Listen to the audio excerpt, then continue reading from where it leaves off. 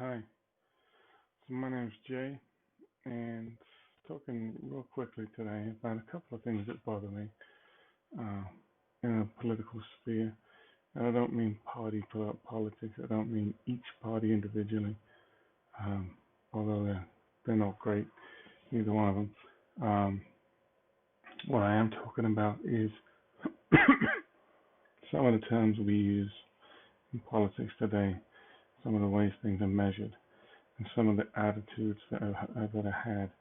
And whoever sees this, reads this, um, and those who I send this to on purpose, hopefully this can engender some discussion. What I'm talking about is the way that we predict winners from political contests. So oftentimes I'll see, and I'm not from the U.S. originally, but I live here now, and I was in the U.S. military. Uh, and I'll see 4% of the vote in, and you'll see XYZ candidate predicted to win. And it makes absolutely no sense to me. How can that possibly be right?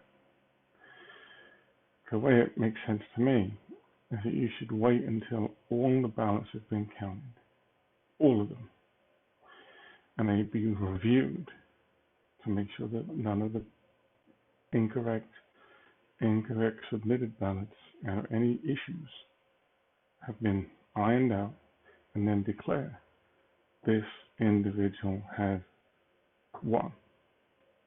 And it doesn't matter if it's by one vote, 2 votes, 10 votes, 10,000 votes. They've won legitimately. There can be no question. We're going to run into a lot of problems, I feel, in November because we're going to see people saying, well, that's not a legitimate win for whatever reason. Second of all, people are running on personalities now, it seems. People are arguing the case on personalities.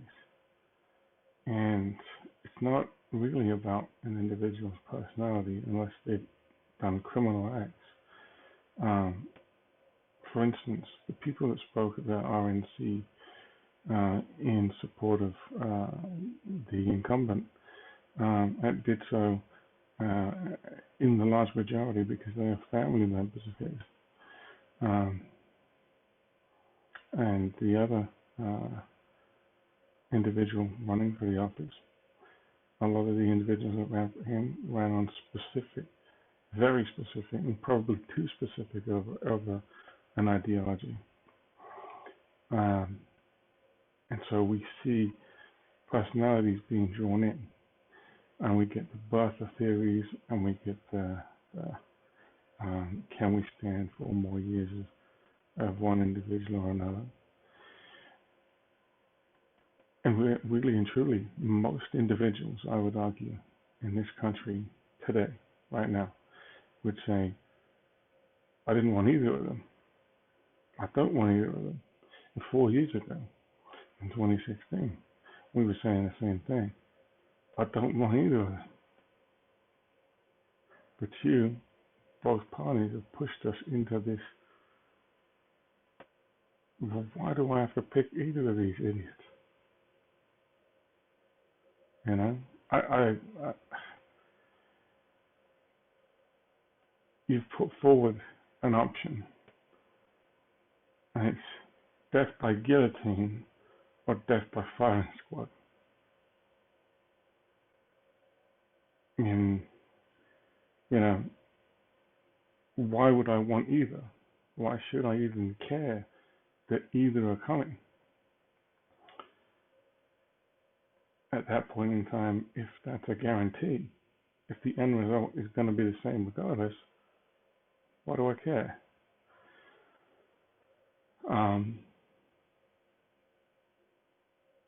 And, you know, the arguments between the two major leadership people within the Congress arguing about stimulus payments to whole swathes of millions of Americans,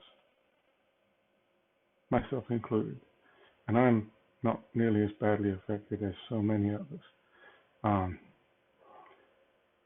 they're arguing about it and saying, well, we don't want to pass this because it's going to put us over budget or it's going to increase the deficit. Well, the deficit has never decreased in the last 20, 25 years. You're not going to make a difference in that now, especially since we're now in an economic decline. And if you're trying to say you're only going to give monies to individuals because now you think you might lose the election, you are a foolish, selfish, hateful individual.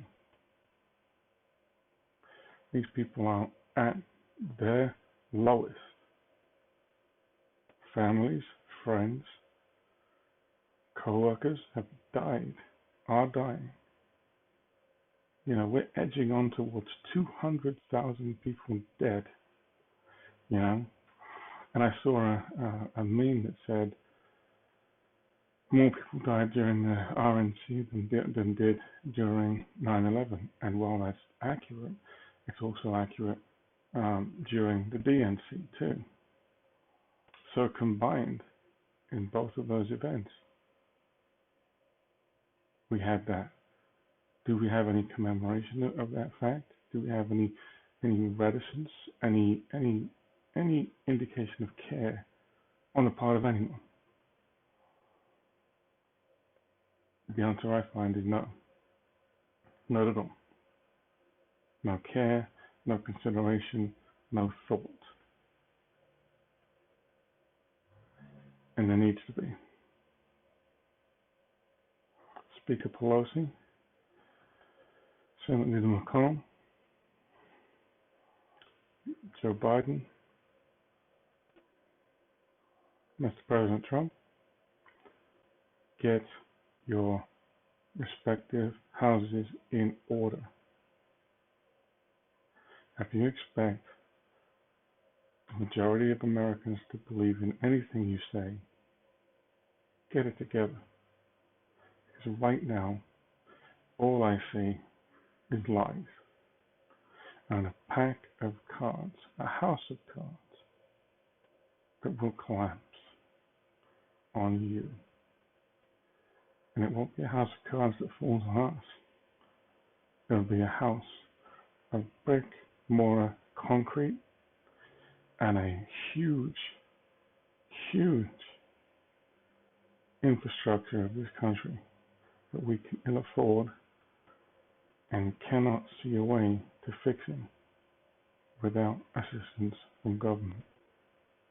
It's not socialism. That's not communism. That's a vision of reality. And I'm partially blind, but I see what needs to be done. I see where the right action, the right people, and the right thoughts have been thrown away for want of money, for want of influence, for want of super PACs, for want of pushing the working class. Forget the middle class. You guys always talk about the middle class. What about the working class? What about the people who live on $10 an hour? What are they supposed to do when a family member gets coronavirus? Isolated for 14 days and they don't get paid. They're not on any sort of salary, so they don't get any sort of sick leave, and they're not getting this $1,200 or whatever it might be that helps them live through that period of time. All they do is get further in debt. All they do is get further to death. The kids don't see any bonuses, any benefits, anything. They just get more scared. And it's thanks to all of you that happens. I'm also sending this to the major news networks. Let's get a discussion. Start talking.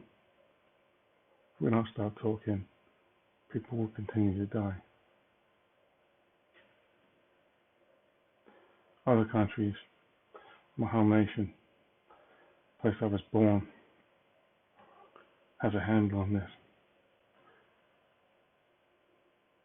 Why can't you? Mr. President, one last thing.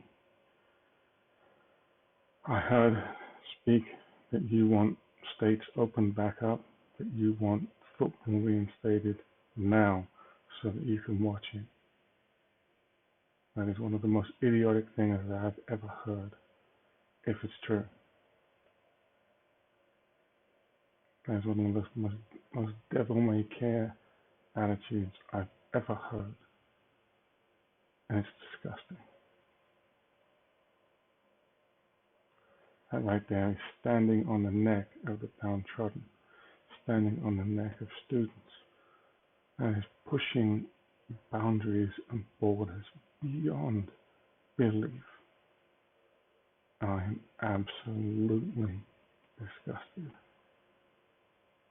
Thank you.